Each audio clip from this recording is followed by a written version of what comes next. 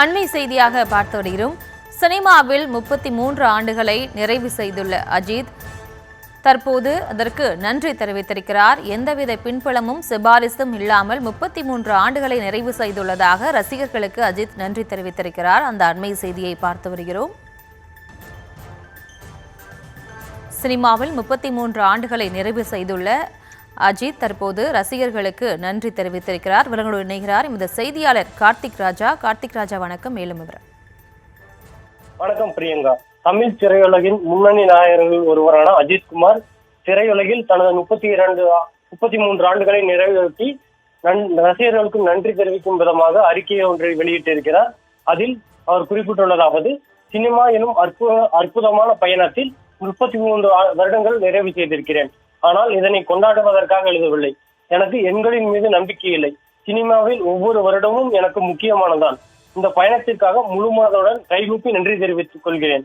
இந்த பயணம் எனக்கு எளிதாக இல்லை. இந்த துறைக்கு எந்த பின்புலமோ அல்லது யாருடைய சிபாரிசோ இல்லாமல் நுழைந்தேன்.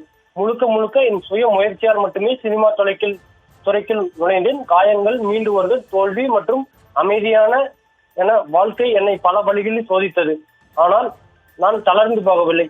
முயற்சி செய்தேன், மீண்டு வந்தேன், தொடர்ந்து முன்னேறுகிறேன் என்று குறிப்பிட்டிருக்கிறார்.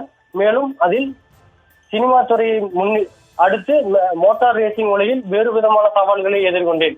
அந்த ட்ராக் நீங்கள் யார் என்பதை பொருட்படுத்தாது, மன்னிக்காது. அதற்கு தேவையான ரெஸ்பெக்ட், போக்கஸ், கிரிட். அந்த டிராக்கில் பலமுறை ரத்தம் வரும் அளவிற்கு விபத்து ஏற்பட்டது. என்னை பலமுறை தூக்கி எறிந்திருக்கிறது. இருந்தாலும் தொடர்ந்து பயணிக்கிறேன் என்றும் குறிப்பிட்டிருக்கிறார்.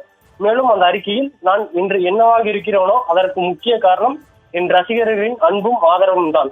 நன்றி. உங்களின் அன்பை என் சுயநலத்திற்காகவோ அல்லது தவறாகவோ பயன்படுத்த மாட்டேன் என்று குறிப்பிட்டு அந்த அறிக்கையில் தனது ரசிகர்களுக்கு 33 ஆண்டுகள் நிறைவடைந்ததையொட்டி நன்றி தெரிவித்திருக்கிறார். மேலும் அதில் தனது குடும்பத்தாருக்கும் தனது மனைவி ஷாலினிக்கும் அதில் நன்றி தெரிவித்து அதில் அந்த அறிக்கையில் குறிப்பிட்டிருக்கிறார்.